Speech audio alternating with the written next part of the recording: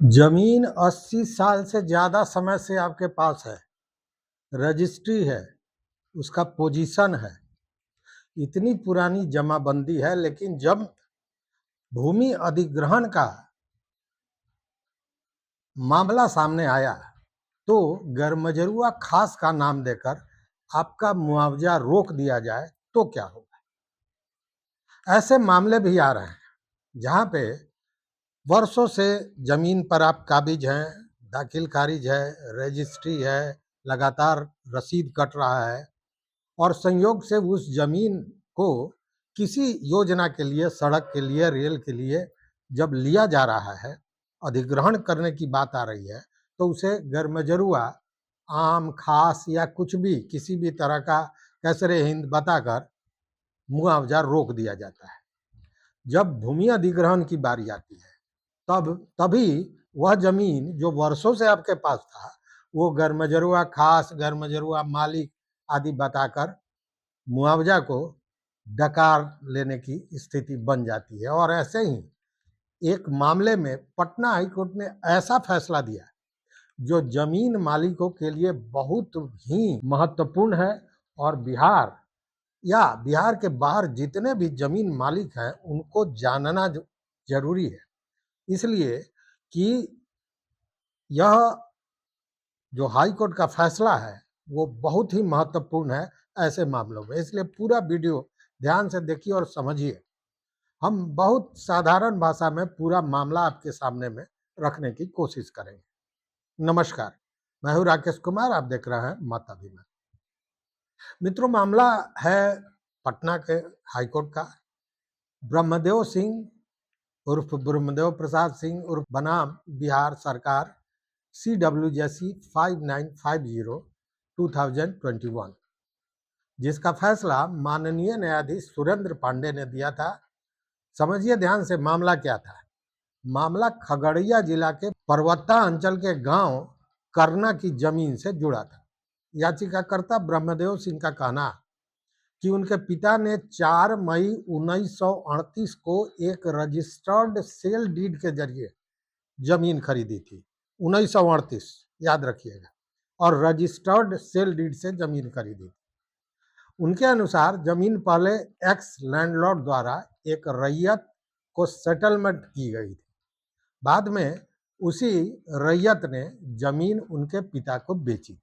मतलब किसी व्यक्ति को सेटलमेंट हुआ था और 1938 में ब्रह्मदेव सिंह के पिता ने वो जमीन खरीदा था। पिता लगातार जमीन पर कब्जे में रहे, लगातार कब्जा रहा, उस पर खेती होती रही। पिता के बाद ब्रह्मदेव सिंह और उनका परिवार जमीन पर काबिज हो गया। पहले एक्स लैंडलॉर्ड को रेंट दिया गया। जमाबंदी एवोल्यूशन के बाद राज्य सरकार को लगान दिया गया और लंबे समय तक इस कब्जे या इस जमाबंदी ने कभी कोई गंभीर आपत्ति नहीं उठाई, कोई आपत्ति नहीं। यानी याचिकाकर्ता का दावा केवल यह नहीं था कि मैं 80 साल से कब्जे में हूँ। इसके पीछे 1938 की रजिस्टर्ड सेल डीड और पुराने रेंट रिकॉर्ड्स भी बताए गए थे कोर्ट में। लेकिन जब जमीन को एक अप्रोच रोड के लिए एक्वायर किया जा रहा था तो district land acquisition officer Khagaria ने सर्किल ऑफिसर परबत्ता से जमीन की स्पॉट इंक्वायरी कराई थी। सर्किल ऑफिसर ने जो सर्किल इंस्पेक्टर होते हैं उनके माध्यम से जांच कराई और याचिकाकर्ता के दावे को सही पाते हुए अवार्ड अमाउंट उनके पक्ष में देने का रिकमेंडेशन भी कर दिया। मतलब जमीन की जांच हुई, लैंड एक्विजिशन अफसर के कहने के बाद सीओ ने इंस्पेक्टर से जमीन की जांच कराई और बाजाप्ता जमीन को उनका पाते हुए अवार्ड अमाउंट उनके पक्ष में देने का रिकमेंडेशन दे दिया, सहमति दे दी। यानी एक समय प्रशासनिक स्तर पर कंपनसेशन देने की प्रक्रिया भी आगे बढ़ रही थी। लेकिन उसके बाद कहानी बदल गई। कहा गया कि जमीन वास्तव में गरमजरुआ खास है, यानी बिहार सरकार की जमीन है। सरकार ने यह भी सवाल उठाया कि जमाबंदी में जमाबंदी नंबर 117 को अचानक 117 एलआरडी कैसे रद्द कर दिया? सरकार का तर्क था कि केवल जमाबंदी होने से व्यक्ति को कंपनसेशन लेने का अधिकार नहीं मिल जाता है, खासकर अगर जमीन वास्तव में स्टेट की प्रॉपर्टी हो। राज्य की तरफ से यह भी कहा गया कि जमाबंदी म्यूटेशन एक्ट की सेक्शन 6 के प्रावधानों के खिलाफ बनी थी, मतलब गलत ढंग से जमाबंदी की गई थी। यह सरकार का ही कहना था। जिसने जमाबंदी की वही कह रहा है। अब समझिए, एडिशनल कलेक्टर खगड़िया ने जमाबंदी कैंसिलेशन केस नंबर 30/2020 में 6 मार्च 2020 को आदेश पारित करके याचिकाकर्ता की पुरानी जमाबंदी जो उसकी ओरिजिनल थी उसको रद्द कर दिया। यही इस पूरे मामले का सबसे महत्वपूर्ण हिस्सा है, सबसे महत्वपूर्ण पहलू है। इसे समझिए। ब्रह्मदेव सिंह ने इस कैंसिलेशन ऑर्डर को पटना हाईकोर्ट में चुनौती दी।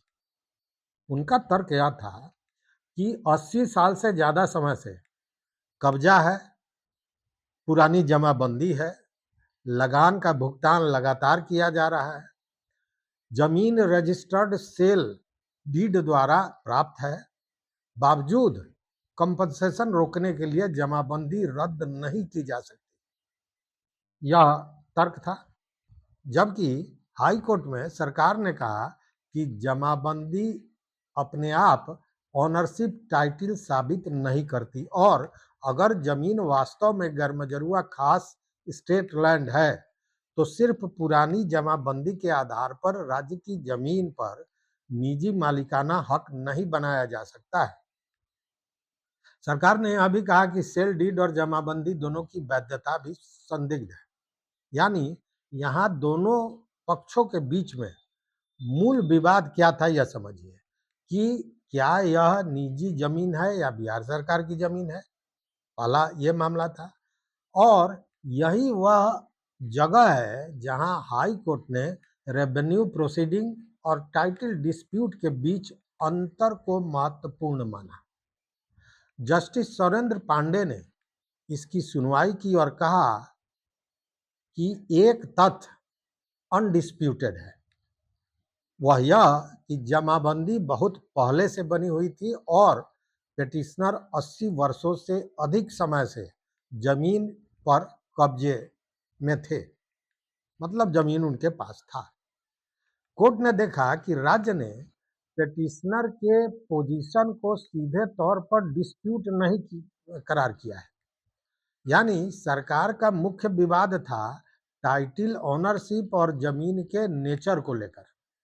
कोर्ट ने देखा कि अगर जमीन का एक्विजिशन नहीं होता तो शायद यह विवाद इस समय सामने आता ही नहीं। देखिए कितनी महत्वपूर्ण बात है।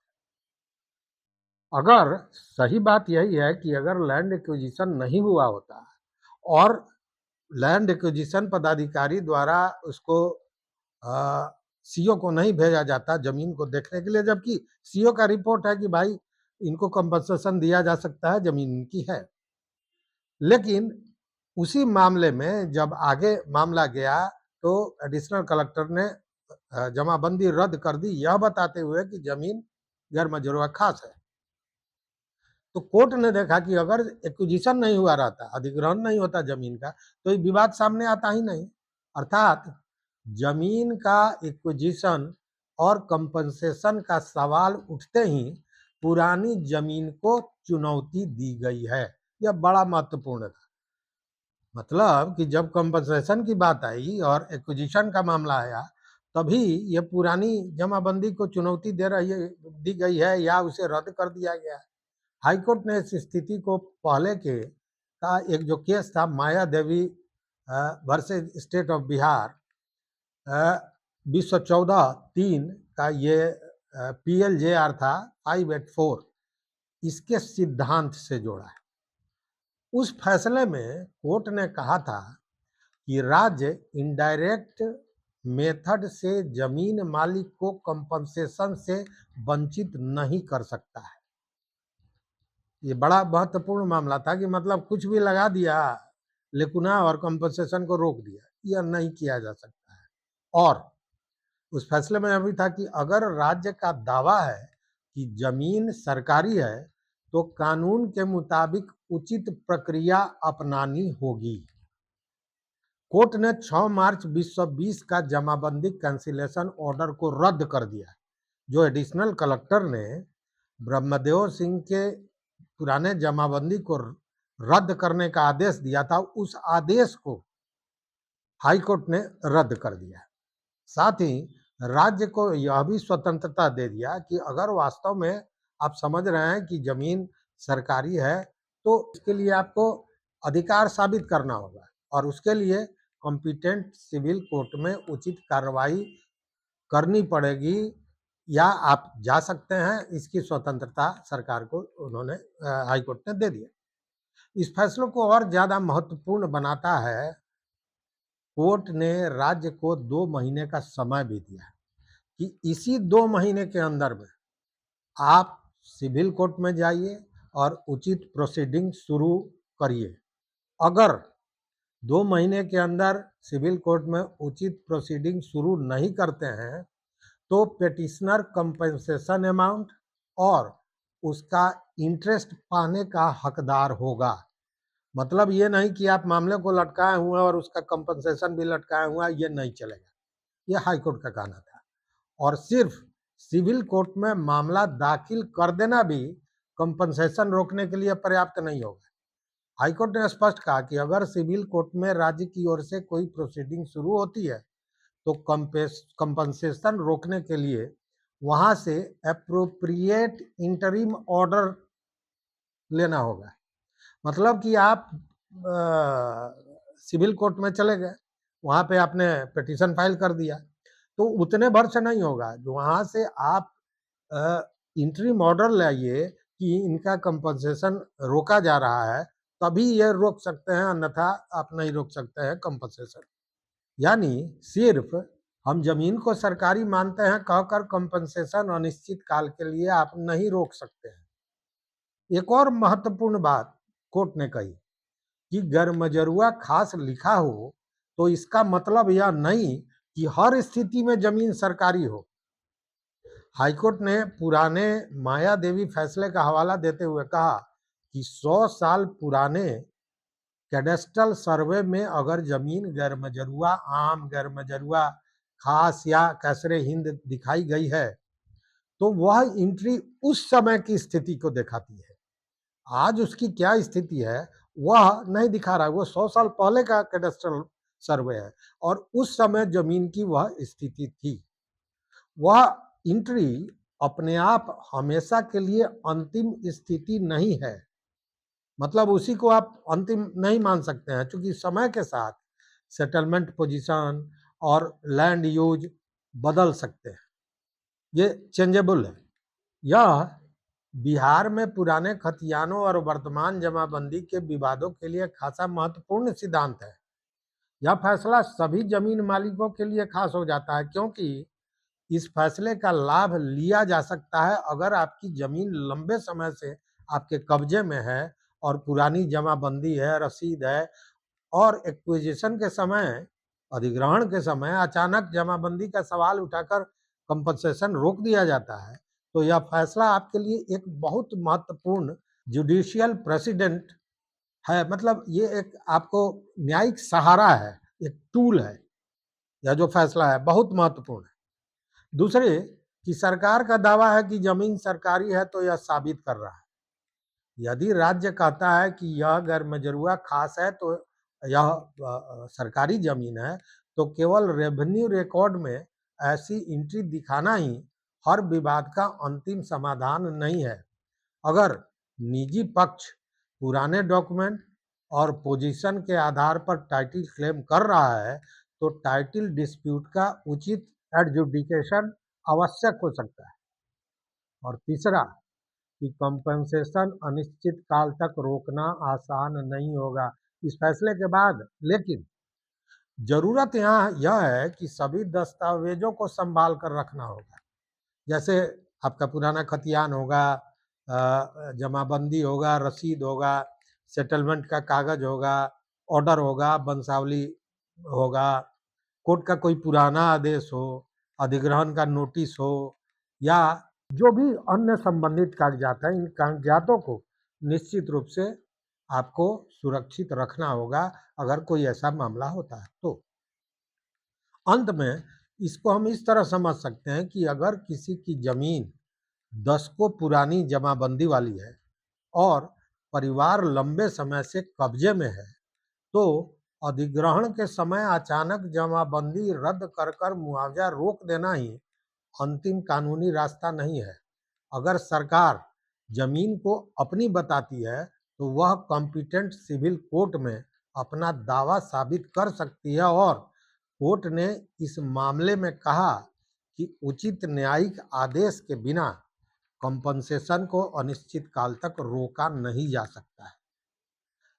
तो कहने का मतलब कि ये हाईकोर्ट पटना का जो डिसीजन है यह बहुत ही महत्वपूर्ण है और आजकल बिहार में भूमि अधिग्रहण बहुत हो रहा है, चूंकि योजनाएं बहुत हो रही हैं, चल रही हैं, सड़क है, रेलवे है, पुल पुलिया है, अप्रोच रोड है, उसके अलावा अन्य भी कई योजनाएं हैं। अब ये तो आप देख रहे हैं कि पूरा सिटी ही 10 जगह बनने जा रहा है, मॉडर्न सिटी, जिसको सैटेलाइट सिटी भी कह रहे हैं। तो जमीन का अधिग्रहण होना है, हालांकि सैटेलाइट सिटी जो बन रहा है उसमें जमीन के अधिग्रहण वो अभी बड़ा विवादित मामला है, उस पर भी हमने आपको बताया है। तो खैर, कहने का मतलब है कि अगर आपके साथ इस तरह का कोई मामला हुआ है तो निश्चित रूप से हमारे कमेंट बॉक्स में बताइए, हम उस पूरे मामले को सामने लाने का प्रयास करेंगे। अगर यह जानकारी आपको अच्छी लगी तो निश्चित रूप से लाइक कीजिए, वीडियो को शेयर कीजिए दोस्तों के साथ, और उस हर आदमी के पास शेयर करने की जरूरत है जिसके पास जमीन है और वह इस तरह के पचड़े में फंस सकता है, क्योंकि अभी सरकार जमीन के मामले में एक तरह से कहिए कि जो स्थितियां बनती जा रही है सरकारी तंत्र को, हम कह सकते हैं बिना किसी झिझक के कि ये यहाँ भू माफिया वाली स्थिति बनती जा रही है। खैर, यहाँ तक साथ देने के लिए, वीडियो देखने के लिए बहुत बहुत धन्यवाद, कोटि आभार। जय हिंद।